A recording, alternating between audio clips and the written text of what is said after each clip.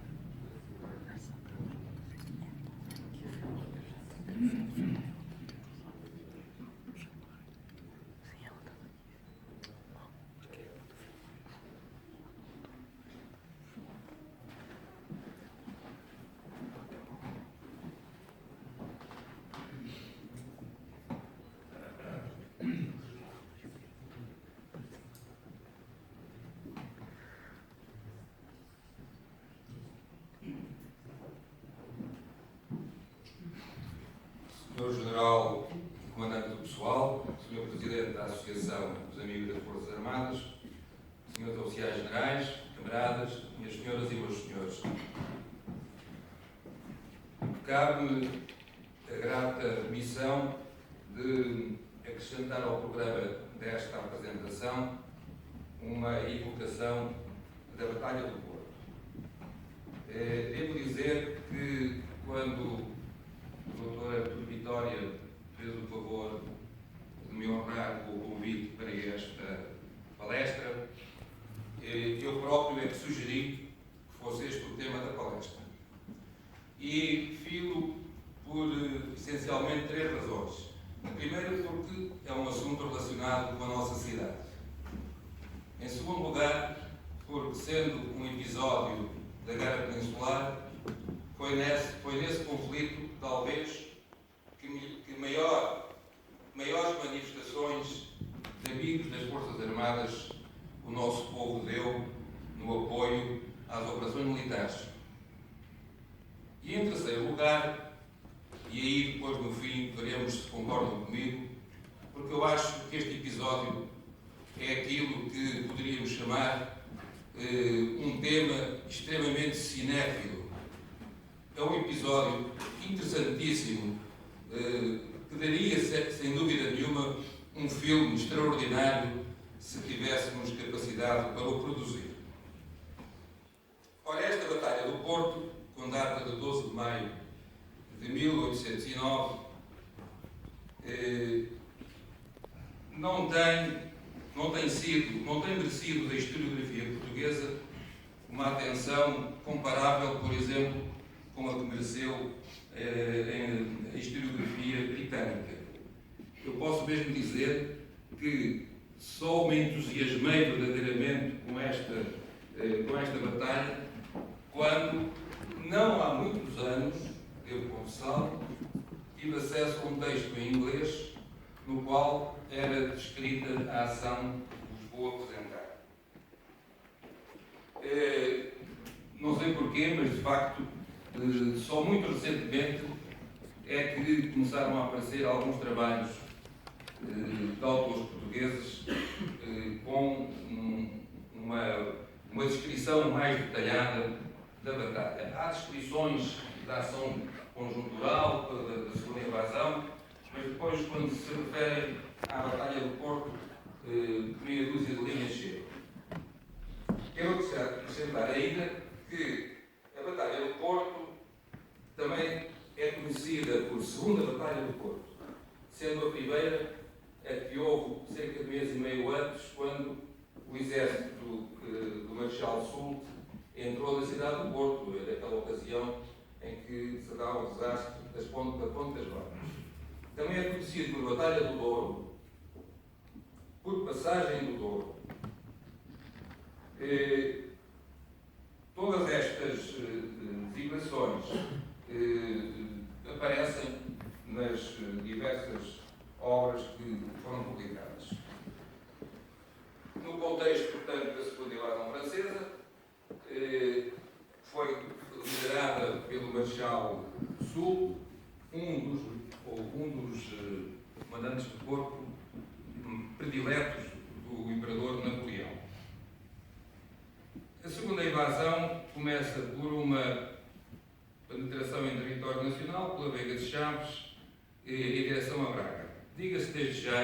contrariamente à primeira invasão, em que as tropas de Junot entraram sem qualquer resistência da parte portuguesa, desta vez, pese embora o avanço rápido das tropas do Sul, houve resistência logo à entrada, quando foi o primeiro combate de Chaves.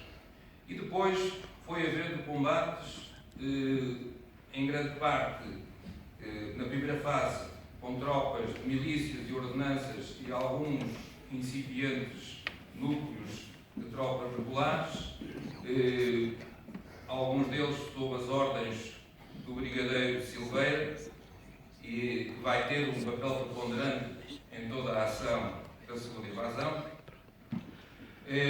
Chegam a Braga e também, com pequena resistência, acabam por marchar sobre o Porto, onde chegam no dia 28 de março de 1809. Convidam a guarnição portuguesa a render-se, tal não acontece, trava-se então a primeira batalha do Porto e no dia seguinte dá-se o desastre da Ponte das Barcas, com uns milhares de mortos, segundo narram as crónicas da época. A missão de Soult, obviamente, era marchar sobre Lisboa, que era essa a missão que o Imperador lhe tinha dado.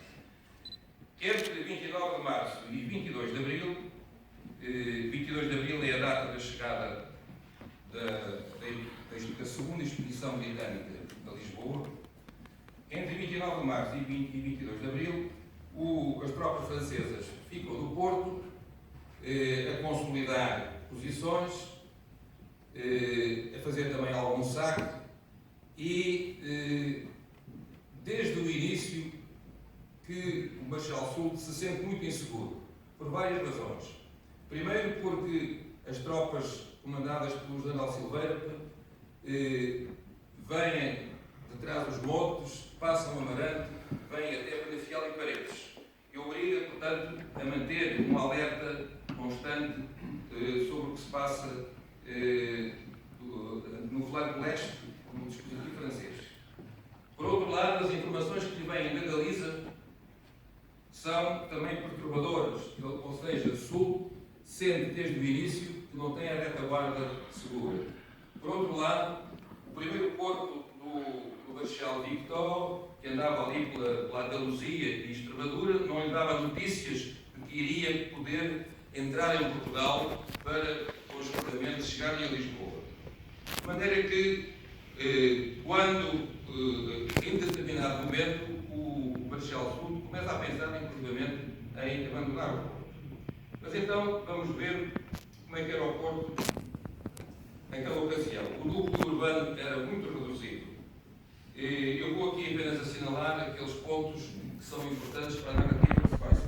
E assim, temos aqui o quartel do Marechal Soult, que é no Palácio de Arrancas, atual Museu Soares dos Reis, que, como veem, ficava da periferia da cidade, era a zona dos quartéis, como era habitual, como também foi este quartel, quando foi construído, e também estava na periferia norte da cidade. Depois temos a Serra do Pilar, curiosamente, com aquela, além do desenho do convento, estão ali quatro bocas de fogo da artilharia, que logo pronunciam um papel muito especial da artilharia no episódio que vamos descrever. E depois o Seminário do Bispo, que era um edifício que estava a ser acabado de construir. Um edifício longo, que é bem visível, quem conhece o Porto ainda hoje é perfeitamente visível. Naquela altura estava a acabar a construção. E tinha, portanto, associado a chamada Quinta do Prado, era murado a toda a volta, um muro de pedra que permitia transformar aquilo num pequeno fortinho. E é, portanto, neste contexto que vamos avançar a nossa descrição.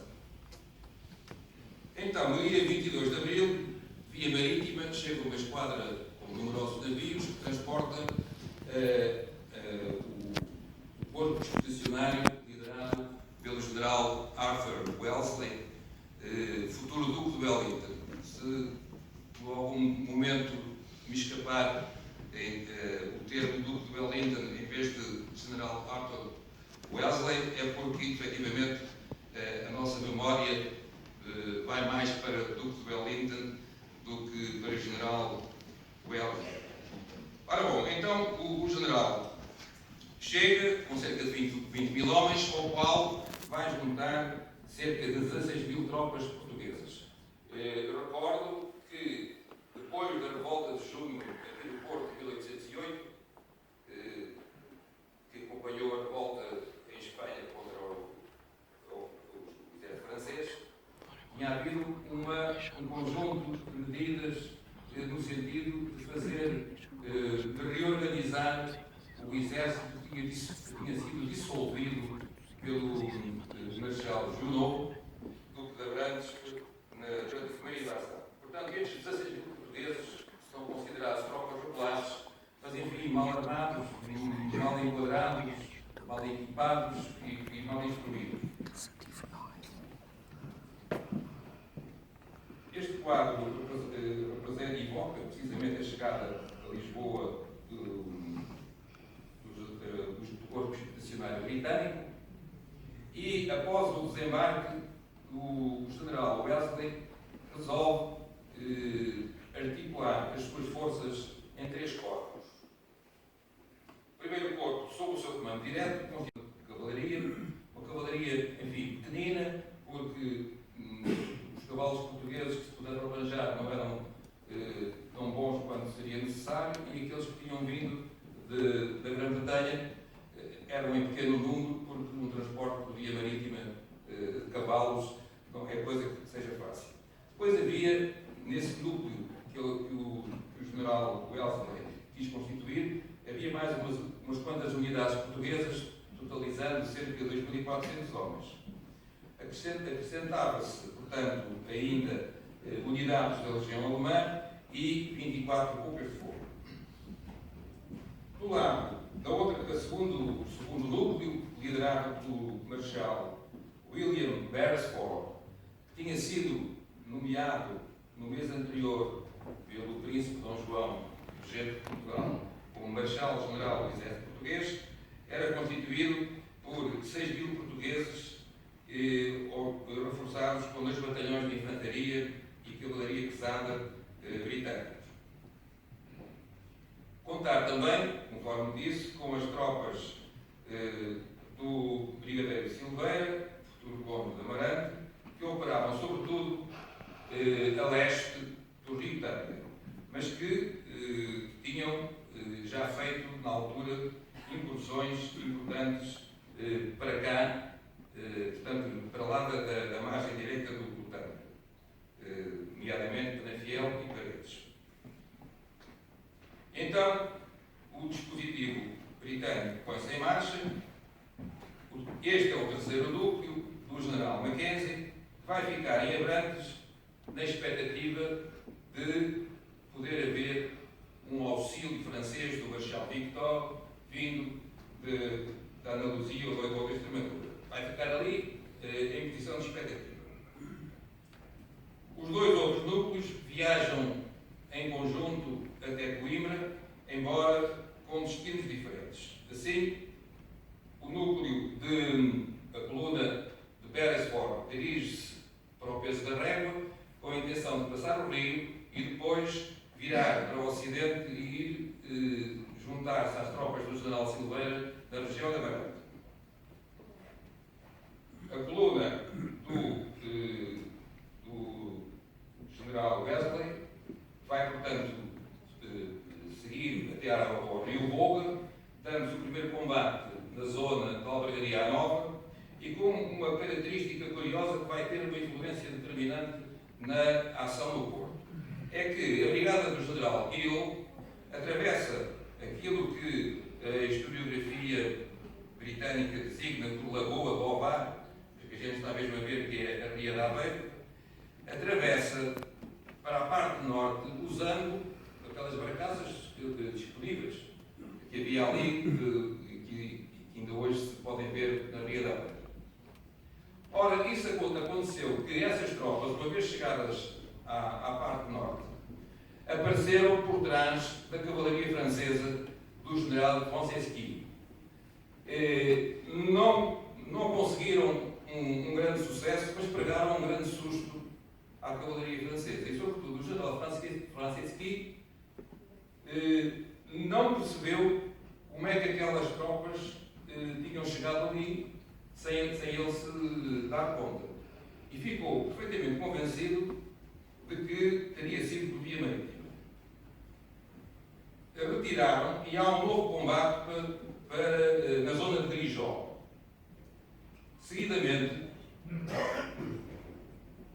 na noite de 11 para 12 de maio, as tropas as tropas francesas abandonam completamente as posições a sul do Rio Douro e passam para a cidade.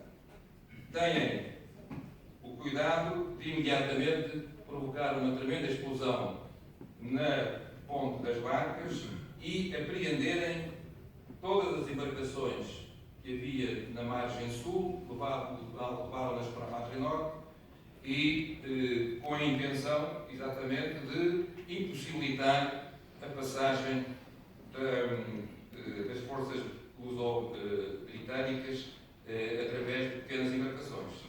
E sentiram-se muito seguros com essa medida, como aliás é compreensível. Então começaram a pensar, bom, se nós conseguimos garantir que aqui não passam, onde é que vão passar? E então puseram a funcionar a imaginação, e é a imaginação que vamos ver as próximas imagens, ou seja, por influência ainda do general João Batista de Montesquieu, lembrado da manobra do general Hill, que ele sempre pensou que tivesse sido com o apoio da Armada Britânica, e então, não sendo possível passar o Douro ali em frente à zona urbanizada da cidade, só podia ser da Foz, aproveitando exatamente as condições, margens baixas, o cabedelo, etc. Então, imaginaram isto. E vamos ver uma fantasia que não se passou. Mas era isso que eles imaginavam. Ou seja, o apoio da artilharia dos navios fazia-se, portanto, uma travessia em embarcações. E, consequentemente, o dispositivo francês concentrou todas as forças na zona da Foz, deixando o centro histórico da cidade muito mal guarnecido, porque achavam que não era necessário.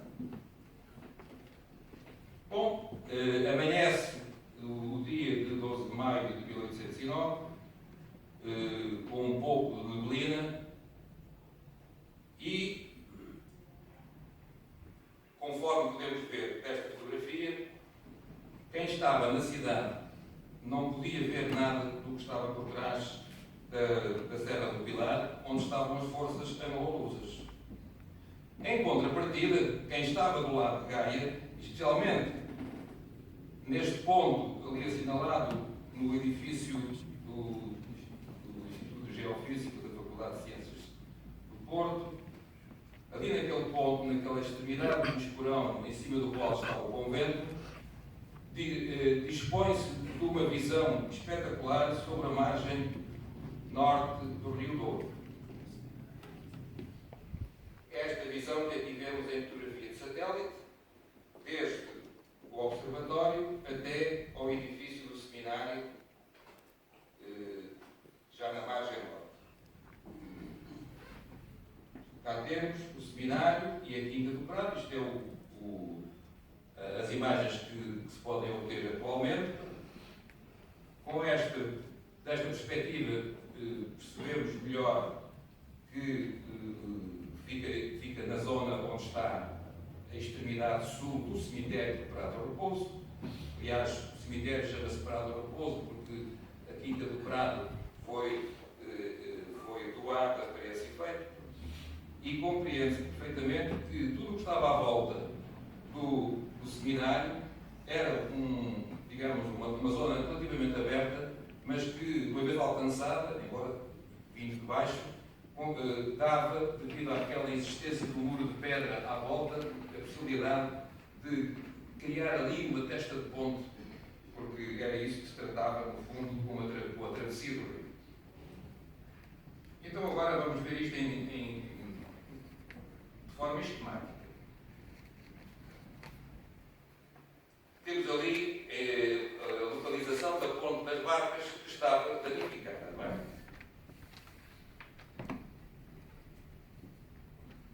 Nessa manhã, depois de ter desaparecido a neblina que impedia a visibilidade para a margem norte, o general Wesley, com o seu famoso telescópio, foi para um ponto alto da Serra do Pilar e olhou para a outra margem e tirou várias conclusões.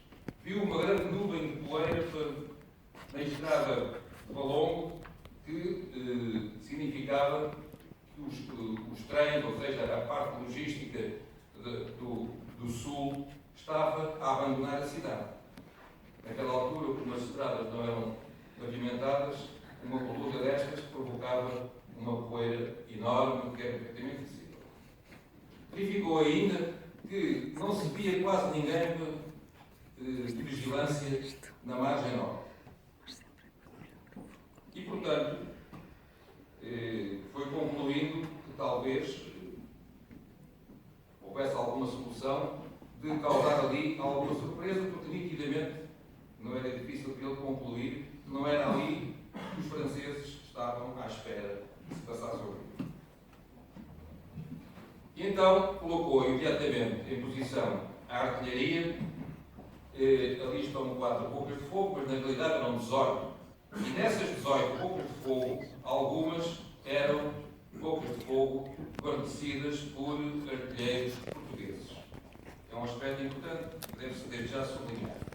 Esta posição, obviamente uma posição dominante, tinha todo o campo de tiro aberto em relação à parte ao ocidente do edifício, do seminário, com condições de tiro absolutamente privilegiadas.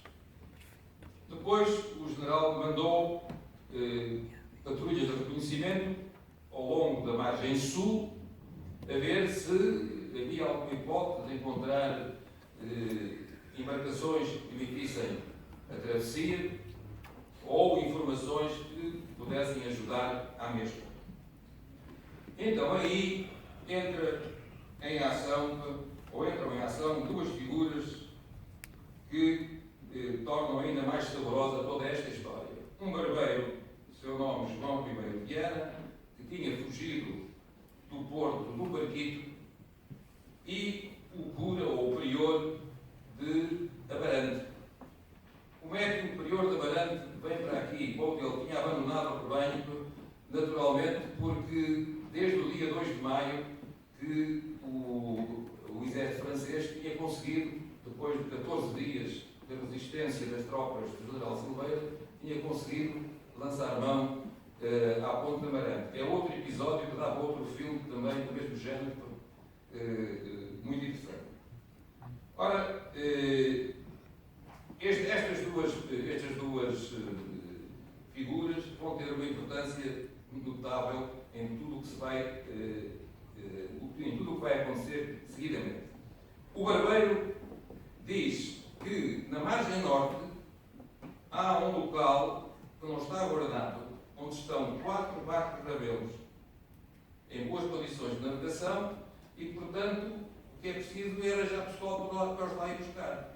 E aí entra em ação o prior, que, numa tradição militante que se revelou nessa época e que haveria de se continuar a revelar ao longo de mais de 100 anos, ambos, imbuídos daquele espírito dos amigos das Forças Armadas, vão dinamizar, de facto, o arranjo de voluntários para irem atravessar o rio e para trazerem os barcos rabelos. E, portanto, no barquinho do barbeiro, deslocam-se para a margem norte e trazem os 4 barcos rabelo para o cais de Quebrantões. E ao mesmo tempo descobrem que em Avintes há uma barcaça enorme que servia como ferry boat para a travessia, que tinha sido sabotada pelos franceses de forma um pouco incipiente e que, com alguns amigos das Forças Armadas carpinteiros, seria possível reparar rapidamente a barcaça para fazer travessias militares. E, entretanto, junto das pontas das barcas, o general Wellesley manda para lá pessoal para simular um interesse especial pela reparação da ponte. Que era como quem dizia, nós o que estamos é interessados em reparar isto e não está a passar-se nada. Bom, vemos agora aqui em fotografia atual, portanto, onde é que foram ter o barco de Rebelo, e aqui em fotografia de satélite vemos não só o local de Quebrantões, de onde vai partir a expedição para a margem norte, como também o Aneirinho de Avintes, de onde vai ser possível utilizar a tal barca depois de reparada, o que é feito imediatamente e de uma forma rápida. Temos aqui também a possibilidade de ver que o trajeto dos barcos de Rebelo é numa posição muito próxima da atual ponte ferroviária, e aqui vemos o local de travessia da barcaça para Avintes, para a margem norte.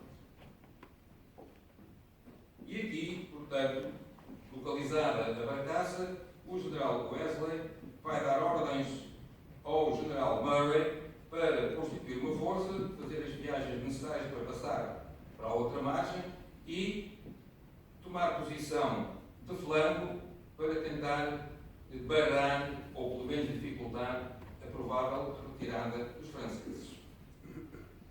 E começa a operação de transporte dos militares. A primeira companhia a passar é do 3º Regimento Apiado, originários do East Kent, ou seja, aquela parte da Inglaterra mais próxima da França, do Canal da Mancha, que são conhecidos ainda hoje por The Buffs, os búfalos. E depois continuam e são feitas sucessivas viagens e imediatamente se fortificam no muro de pedra da Quinta do Prado. Às 10h30 da manhã já tinham passado 600 homens e o dispositivo francês ainda não tinha dado conta de nada. Isso também, reparem que há ali o vale é tão cavado que teriam-se ambos mortos, e se não houver militares, ou se não houver uma linha de vigilância muito ativa, é evidente que isto torna-se possível. Mas foi, de facto, um golpe também muito afortunado. Finalmente, uma hora depois, descobrem que está a decorrer a ocupação do seminário e então acordem as forças que estavam na foz e começa, de facto, o combate. Aí a artilharia vai ter um papel importantíssimo porque está ali numa posição privilegiada e vai desbaratar completamente as forças francesas que se lançam ao ataque ao seminário.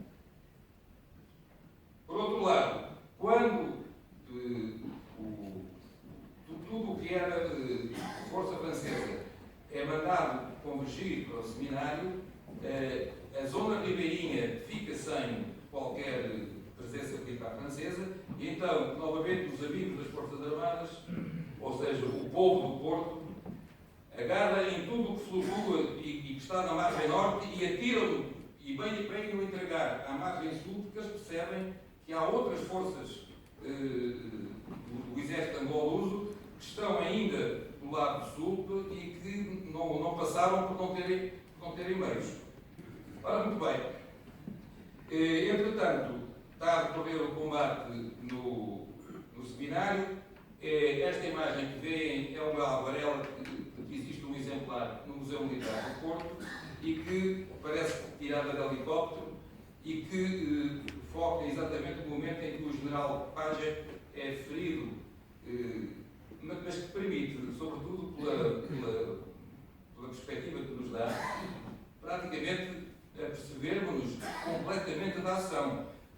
lá embaixo os barcos de rebelo, carregados de militares, e vemos como eles vieram pela encosta acima até ao seminário.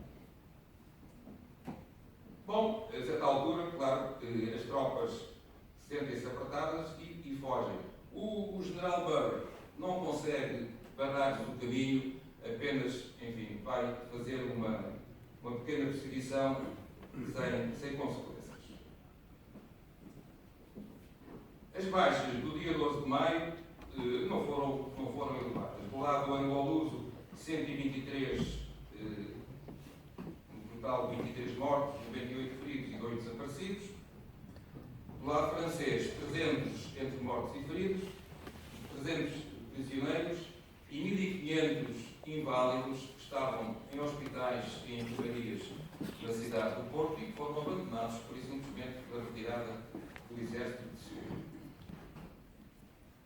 O general Arthur Wellesley, no seguimento da ação, ainda pôde deslocar-se para o Palácio de Carrancas e, segundo rezam as crónicas, ele e o seu Estado-Maior ainda puderam almoçar a refeição que os cozinheiros tinham preparado para o Marechal Soult. E por falar em Palácio das Carrancas, se formos na direção do Jardim do Carregado e virarmos ali à esquina, encontramos esta placa onde está a confluência da Rua do Manuel II e a Rua do Rosário. E ali, talvez, sim, um pouco disfarçadamente, e que muitos de nós talvez não tenhamos nunca visto, está ali um bustozinho. Foi inaugurado no dia 12 de março de 2011 pelo Presidente da Câmara do Porto e com a presença do Embaixador de Sua Majestade Britânica. E lá está o nosso Duque de Wellington, talvez num enquadramento que não foi o melhor, mas enfim, foi o que se pôde arranjar. Há outros sinais desta operação, nomeadamente esta placa que há junto dos pilares da ponte ferroviária, que assinala o local exato onde os barcos rebelos desembarcavam as tropas angolosas. Por último, e para terminar, há que fazer uma referência ao quartel da Serra do Pilar, quartel que sempre foi de artilharia, embora com unidades que foram mudando, e devo dizer que a última unidade de artilharia que lá esteve foi o Regimento de Artilharia 5, que tinha como dia da unidade exatamente o dia 12 de maio. Ou seja, a unidade, o regimento de Artilharia 5, que rodou há cerca de 2 anos, uma resina do Laje, para vendas novas, consideravam-se herdeiros desses artilheiros que participaram no apoio à conquista e conservação do seminário. E resta-me agradecer-vos a vossa atenção e esperar que tenham ficado com a mesma opinião que eu aqui disse, de que isto de facto daria certamente um belíssimo filme. Muito obrigado.